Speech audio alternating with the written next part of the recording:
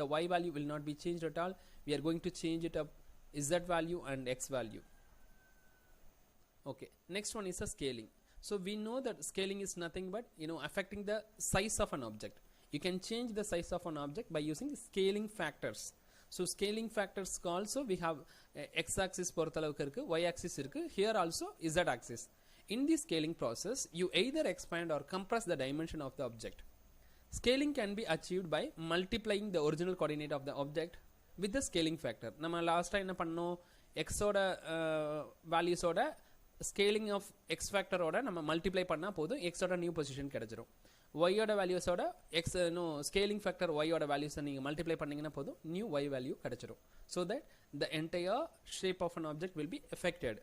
Either வந்து like greater positive இருந்ததுன்னா it will be enlarged, expand ஆகும். Equal இருந்ததுன்னா size will be unchanged. Negative values இருந்ததுன்னா size will be compressed. Okay வா, scaling factor நீங்க values வந்து original coordinate values ஓட multiply பண்ண போறீங்க. Okay, for example I can tell you like your xyz will be 2,2,2. உங்களோட scaling factor வந்து sx இருக்கும், sy இருக்கும், sz இருக்கும். மூணு values ஓட நீங்க multiply பண்ணிக்கணும். multiply பண்ணீங்க அப்படின்னா if it is a positive value நீங்க கொடுத்தீங்கன்னா உங்களோட size of an object will be enlarged. Okay, உங்களோட scaling factorக்கு negative value கொடுத்தீங்கன்னா உங்களோட size of an object will be minimized or else compressed. In case நீங்க scaling factor ஓட values வந்து எதுவுமே இல்லாம ஈக்குவலா கொடுத்திருக்கீங்க, equal to 1 to all the scaling factors, equal to 2 அப்படின்னா the same size will be there.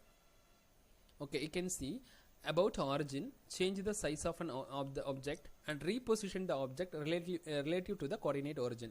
So we have in this diagram you can see the scaling of this is like a normally we can say as a triangle. When it seems to be in a 3D, it seems to be like a pyramid மாதிரி ஒரு shape உங்களுக்கு தெரியும். நம்மளோட original இமேஜ்ல நீங்க ஒவ்வொரு coordinate ஒவ்வொரு பாயிண்ட்டுக்கும் like position 1, position 2, position 3, position 4 likewise நீங்க எடுத்துக்கலாம். பட் ஒவ்வொரு பொசிஷனுக்கும் xyz வேல்யூஸ் இருக்கும். அந்த xyz வேல்யூஸை நம்ம காமனா என்ன வச்சுக்கிறோம்னா பொசிஷன் வேல்யூன்னு வச்சிருக்கோம். இப்போ நியூ பொசிஷன் அப்படின்றது p inverse equal to scaling factor into new old position. உங்களோட ஸ்கேலிங் ஃபேக்டரோட வேல்யூஸோட அதை மல்டிப்ளை பண்ணீங்க அப்படின்னா ஆட்டோமேட்டிக்காக உங்களோட ஷேப் ஆஃப் அன் ஆப்ஜெக்ட் வந்து enlarge ஆயிருக்கு and translation also as applied. You can see where sx என்றது scale factor in the x axis, sy scale factor in the y axis, sz scale factor in the z directions. So that's it.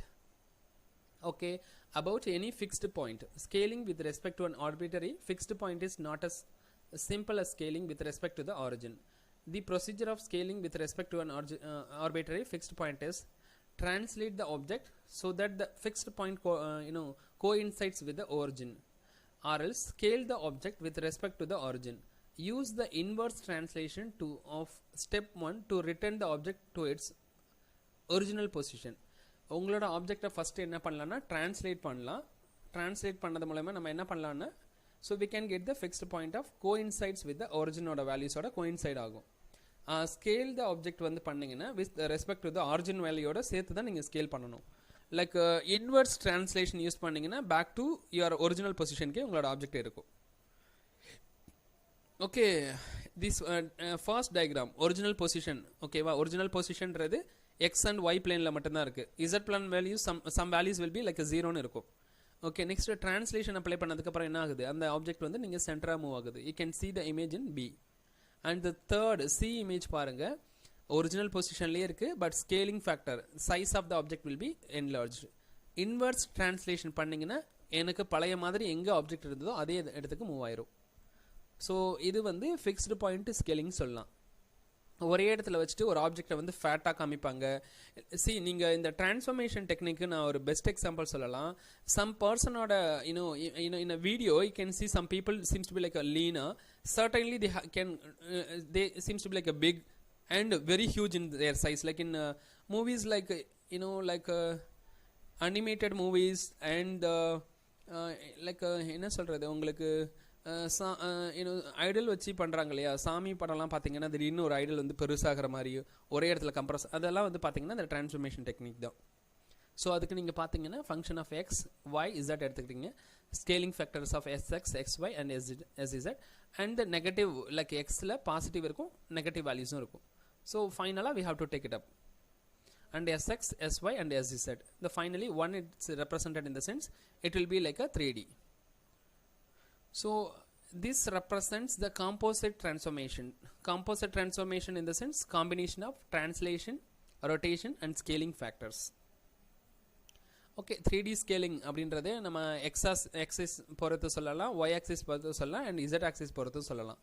So x ஓட வேல்யூஸோட sx values multiply பண்ணணும், y ஓட scaling y factor value, scaling z factor value. அவ்வளோதான். you can see after scaling பண்ணதுக்கப்புறம் fig name நான் சொன்னேன் இல்லையா, ஒரு ஷார்ட்டாக இருக்கிற ஒரு கேர்ளை கூட நீங்கள் ஃபேட்டாக அண்ட் ஹைட்டாக காமிக்க முடியும் by applying scaling.